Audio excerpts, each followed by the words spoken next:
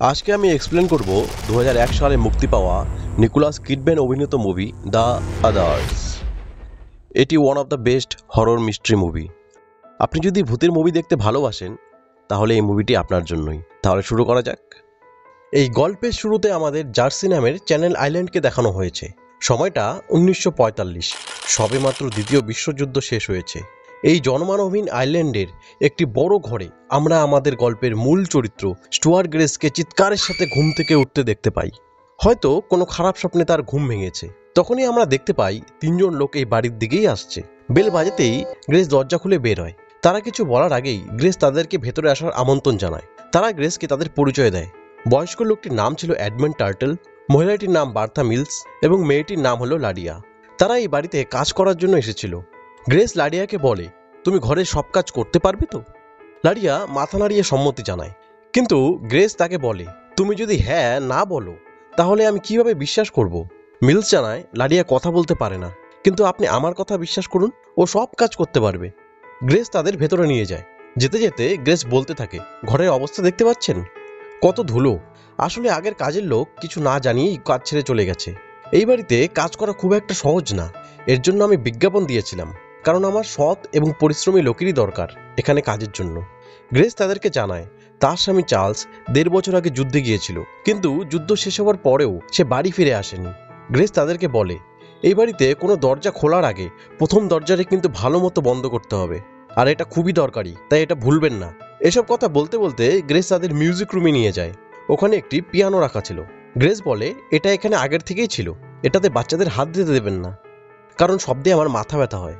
এর জন্য এই বাড়িতে কোনো ফোন বা রেডিও নেই, এমনকি এই বাড়িতে ইলেকট্রিসিটিও নেই, কারণ যুদ্ধের সময় জার্মানরা কেটে দিয়েছিল, আর তারপর থেকে এভাবেই থাকার অভ্যাস হয়ে গেছে। এরপর গ্রেস মিলস এবং লাডিয়াকে বাচ্চাদের সাথে দেখা করাবার জন্য নিয়ে যায়। যাওয়ার আগে বলে, ঘরের সমস্ত পর্দাগুলো টেনে দিন, যাতে ঘরে সূর্যের আলো ঢুকতে না পারে। এরপর আমরা বাচ্চা দুটোকে দেখতে পারি।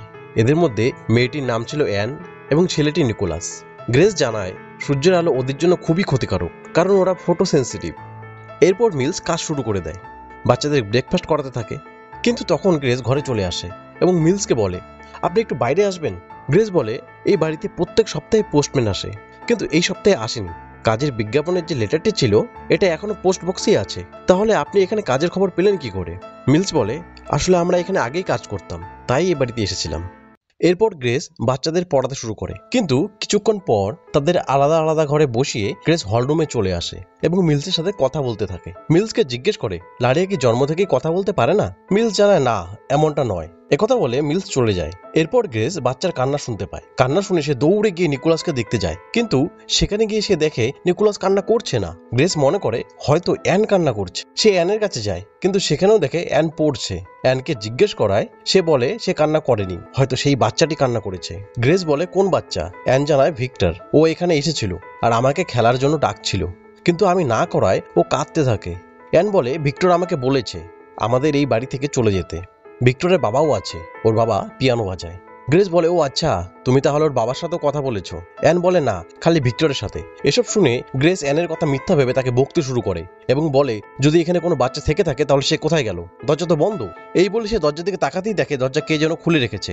এটা দেখে সে ভয় পেয়ে যায় এবং কাজের লোকদের বকতে শুরু করে। তারা কেন দরজা খুলে রেখেছে? এই ঘরে দরজা খোলা থাকলে সূর্যের আলো ঢুকতে পারে, সেটা তাদের বাচ্চার জন্য খুবই ক্ষতিকারক, এতে তার বাচ্চাদের মৃত্যু পর্যন্ত হতে পারে। মিলস জানায় ঘরের চাবি খালি তার কাছে আছে, কিন্তু সে এখানে ছিল না, সে গার্ডেনে ছিল। এরপর আমরা নিকোলাস ও অ্যানকে দেখি, তারা শুয়ে আছে। অ্যান জানলার দিকে ইশারা করে নিকোলাসকে দেখায় কেউ জানলার পর্দা সরিয়ে দিয়েছে।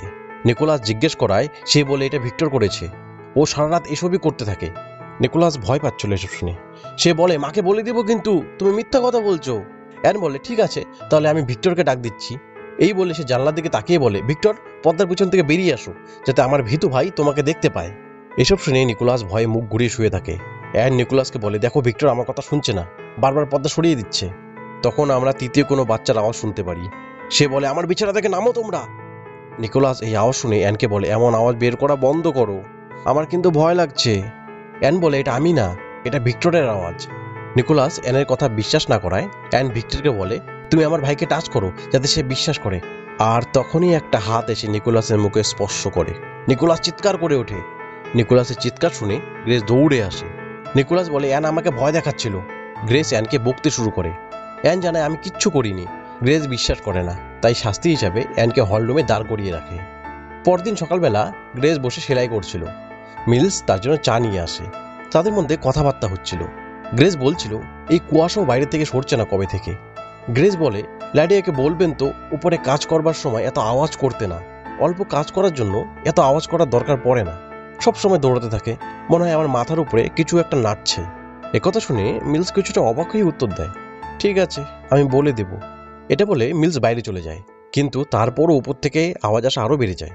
গ্রেস মনে করে এসব লাডিয়া করছে, তাই সে লাডিয়ার ওপর বিরক্ত হয়ে লাডিয়া লাডিয়া বলে ডাকতে থাকে। কিন্তু সে বাইরে তাকিয়ে দেখে লাডিয়া মিলসের সাথে দাঁড়িয়ে কথা বলছে। এরপর সে উপরের দিকে যায়। উপরে সিঁড়ির সামনে অ্যানকে দেখতে পায়। তাকে জিজ্ঞেস করায় কোথা থেকে আওয়াজ আসছিল। সে একটি ঘরের দিকে ইশারা করে। গ্রেস সেই ঘরে ঢুকে পড়ে। সে দেখে সবকিছু সাদা কাপড় দিয়ে ঢাকা। সেখানে গ্রেস ফিসফিস করে মানুষের আওয়াজ শুনতে পায়। একটা আয়নার উপর থেকে সাদা কাপড় সরাতেই সে রিফ্লেকশনে দেখতে পারে ঘরের দরজা একাই বন্ধ হয়ে গেল। সে দৌড়ে ঘর থেকে বের হয়ে এসে অ্যানকে জিজ্ঞেস করে কোথায় গেল। অ্যান আঙ্গুল তুলে সব দিকেই দেখায়, আর আমরা তখন এক মহিলার আওয়াজ শুনতে পারি, এই ঘর খুব ভয়ানক, আমি যাচ্ছি এখান থেকে। অ্যান গ্রেসকে বলে ওরা বলেছে এটা ওদের ঘর, আর ওরা এটাও বলেছে ঘরের সব পর্দা ওরা সরিয়ে দিবে। অ্যান গ্রেসকে একটি স্কেচ দেখিয়ে বলে এটা দেখো, এখানে ভিক্টরের বাবা এবং মা এবং একটি বুড়ি রয়েছে। অ্যান বলে আমি এই বুড়ি মহিলাটিকে সব থেকে বেশি দেখেছি। এই বুড়ি মহিলাটি আমাকে বলে আমার সাথে আসো। ও আমাকে অনেক কিছু জিজ্ঞেস করে। ভিক্টর আমাকে বলেছে এই মহিলাটি উইচ। গ্রেস মিলসকে বলে তাড়াতাড়ি টার্টলকে ডাক দিয়ে ঘর সার্চ করাও। তারা পর্দা সরিয়ে পুরো ঘর দেখে, কিন্তু কোথাও কোনো মানুষকে দেখতে পায় না। ঘর সার্চ করতে করতে গ্রেস কিছু ফটো অ্যালবাম দেখতে পায়। এর মধ্যে একটি অ্যালবামে গ্রেস দেখে সবগুলো মানুষের চোখ বন্ধ। এটা দেখে গ্রেস মিলসকে জিজ্ঞেস করে আপনি কি জানেন এগুলো কি? এখানে সবাই ঘুমিয়ে আছে কেন? মিলস বলে এরা ঘুমিয়ে নেই, এরা মারা গেছে। 1891-এ এক মহামারীর সময় এদের মধ্যে অনেকেই মারা যায়। রাতে গ্রেস মিউজিক রুম থেকে পিয়ানোর আওয়াজ শুনতে পায়। সে ঘরে যেতেই গ্রেস দেখতে পায় পিয়ানো খোলা অবস্থায় আছে। এটা দেখে গ্রেস পিয়ানো বন্ধ করে আস্তে আস্তে ঘরের দরজার কাছে এসে দাঁড়ায়, কিন্তু দরজা একাই জোরে বন্ধ হয়ে গ্রেসকে ঘরের বাইরে ফেলে দেয় এবং দরজাকে লক করে দেয়। গ্রেস মিলসকে ডেকে চাবি দিয়ে দরজা খুলতেই আবারও দেখে পিয়ানো খোলা অবস্থায়। গ্রেস মিলসকে বলে এই ঘর খালিই ছিল, কিন্তু আমার মনে হচ্ছিল ঘরে কেউ আছে, আর সেটা অন্তত মানুষ না। আমার মনে হয় এই ঘরে ভূত আছে। গ্রেস বলে এসব আপনি বিশ্বাস করবেন না, আমিও করতাম না আগে। মিলস বলে আমি করি, এগুলো জিনিসে আমি আগে থেকে বিশ্বাস করি, কিন্তু এগুলো বোঝানো সহজ না। গ্রেস ঘর থেকে বের হয়ে যায়। মিলস জিজ্ঞেস করায় সে বলে প্রিস্টকে নিয়ে আসতে যাচ্ছে। যাওয়ার আগে গ্রেস টার্টেলকে বলে ভালোভাবে আপনি এই বাড়ি সার্চ করুন। ঘর কেনার সময় আমাদের বলেছিল এখানে একটি কবরস্থান আছে, আপনি ভালোভাবে দেখুন এখানে কোনো পরিবারকে কবর দেওয়া হয়েছিল নাকি, আর তাদের কোনো ছেলের নাম ভিক্টর ছিল নাকি। গ্রেস বাড়ি থেকে বেরোতেই মিলস টার্টেলের কাছে আসে এবং তাকে একটি গ্রেপের দিকে ইশারা করে বলে ওদিকে দেখুন, ওটা ঢেকে দিন। গ্রেস যাওয়ার পর চারিদিকে কুয়াশায় ভরে যায়। কুয়াশায় সে কিচ্ছু দেখতে পারছিল না। এই কুয়াশার মধ্যেই সে দেখে সামনে থেকে কেউ এদিকেই আসছে। সামনে যেতেই গ্রেস দেখে এটি তার হাজবেন্ড চার্লস, যে 1.5 বছর আগে যুদ্ধে গিয়েছিল কিন্তু ফিরে আসেনি। তারা দুজন মিলে বাড়ি ফিরে আসে। চার্লস বাড়িতে এসে বাচ্চাদের সাথে দেখা করে। এতদিন যুদ্ধে থাকার ফলে চার্লস কিছুটা অদ্ভুত ব্যবহার করছিল। এরপর গ্রেস অ্যানের জন্য একটি ওয়েডিং ড্রেস বানায় এবং সেটি তাকে পরিয়ে দিয়ে তাকে সাজিয়ে দেয়। অ্যান সেই ড্রেসটি আর কিছুক্ষণ পরার জেদ করলে গ্রেস তাকে সেই ঘরে রেখে চার্লসের কাছে চলে আসে। কিছুক্ষণ পর গ্রেস আবার অ্যানের ঘরে গেলে দেখতে পায় অ্যান গান করছে, কিন্তু সামনে যেতেই ওয়েডিং ড্রেসের ভিতরে একজন বুড়িকে দেখতে পায়। গ্রেস আমার মেয়ে কোথায় বলে চিৎকার করতে থাকে এবং তাকে মারতে থাকে। গ্রেস ড্রেস ছিঁড়ে ফেলার পর দেখতে পায় এটি অ্যানি ছিল। এটা দেখে সে কিছুটা হতভম্ব হয়। রাতে চার্লস গ্রেসকে জানায় সে আবার যুদ্ধে যাবে। গ্রেস তাকে বোঝানোর চেষ্টা করে যুদ্ধ তো শেষ হয়ে গেছে, কিন্তু তা সত্ত্বেও পরদিন সকালে উঠে গ্রেস দেখে চার্লস চলে গেছে। গ্রেস বাইরে বের হয়ে গেটের সামনে আসে, তখনই সে ভিতর থেকে অ্যানের চিৎকার শুনতে পায়। গ্রেস দৌড়ে ঘরে ঢুকতেই দেখে অ্যান ও নিকোলাস ভয়ে চিৎকার করছে। গ্রেস তাকিয়ে দেখে ঘরের সমস্ত পর্দা কেউ খুলে ফেলেছে। গ্রেস এসবের জন্য কাজের লোকদেরই দোষী মনে করে এবং তাদের এই ঘর থেকে বের করে দেয়। আমরা রাতে দেখতে পাই গ্রেস সব ঘরে কিছু একটা খুঁজছিল। অন্যদিকে অ্যান নিকোলাসকে বলছে আমি ড্যাডিকে খুঁজতে জঙ্গলে যাচ্ছি। এই বলে সে জানালার পাইপ দিয়ে নিচে নেমে আসে। অ্যানের দেখা দেখি নিকোলাসও তাই করে। তারা দুজন মিলে বাড়ির সামনে একটি গ্রেপ দেখতে পায়। অ্যান দৌড়ে সেটা সামনে যায়, কিন্তু নিকোলাস কিছুটা দূরে দাঁড়িয়ে থাকে। অ্যান গ্রেপটিতে মিলস, টার্টেল এবং লাদিয়ার নাম দেখতে পারে। পিছন থেকে নিকোলাস জিজ্ঞেস করতে থাকে ওটা কার। অ্যান পিছন ঘুরতেই দেখে তারা তিনজন এদিকে আসছে। অ্যান চিৎকার করে বলে এদিকে আসো, ওটা মারা গেছে, ওটা ভূত। তারা দুজন মিলে দৌড়ে ঘরের দিকে যেতে থাকে। অন্যদিকে গ্রেস যখন বাড়ির সব ঘর সার্চ করছিল তখন সে মিলসের ঘরে একটি ফটো পায়, আর সেই ফটোতে তার 3 জন চোখ বন্ধ করেছিল। গ্রেস বাচ্চাদের ঘরে গিয়ে তাদের না দেখে বন্দুক নিয়ে বাড়ির বাইরে বেরিয়ে আসে। বাচ্চাদের ঘরে ঢুকিয়ে গ্রেস কাজের লোকেদের ওপর গুলি করতে থাকে। মিলস বলে, বেশি কষ্ট করবেন না ম্যাডাম, মহামারীতে আমরা অনেক আগেই মারা গেছি। গ্রেস বন্দুক ফেলে ছুটে ঘরে চলে আসে এবং দরজা বন্ধ করে দেয়। গ্রেস ঘরে এসে বাচ্চাদের উপরে লুকোতে বলে দেয়, তারা একটি আলমারির ভিতরে লুকিয়ে থাকে। এদিকে মিলস দরজার সামনে এসে বলতে থাকে, আমাদের ঘরে আসতে দিন, আমরা অনেক আগে থেকেই আপনাকে বোঝাতে চাইছিলাম, আমাদের সবাইকে একসাথে থাকা শিখতে হবে, যারা মারা গেছি আর যারা বেঁচে আছি সবাই। গ্রেস বলে, আমাদের একা থাকতে দাও। মিলস বলে, আমরা তো দেব, কিন্তু যারা ভেতরে আছে আদার, তারা থাকতে দেবে না। টার্টেল বলে, তারাই পর্দা সরিয়েছিল, তারাই হয়তো আপনাদের খুঁজছে এখন। তখনই ভেতর থেকে অ্যান চিৎকার করে ওঠে। মিলস বলে, এখন আমরা কিচ্ছু করতে পারবো না, এখন আপনারই তাদের সাথে কথা বলতে হবে। গ্রেস ঘরে যেতেই দেখতে পারে একটি টেবিলে 5 জন বসে আছে। ওখানে ভিক্টরের বাবা মাও ছিল। তাদের মধ্যে সেই বুড়িটিকে দেখে মনে হচ্ছে সে হয়তো এক অন্য দুনিয়াতেই আছে। বুড়িটি কিছু একটা লিখছে আর সেটা দেখে একজন ট্রান্সলেট করে দিচ্ছে। আমরা বুঝতে পারি সেই বুড়িটি আসলে আত্মার সাথে ভিক্টরের বাবা মায়ের কথা বলার এক মাধ্যম। অ্যান বুড়িটি কানে কানে জানাচ্ছে তার মা তাদের কিভাবে মেরেছিল।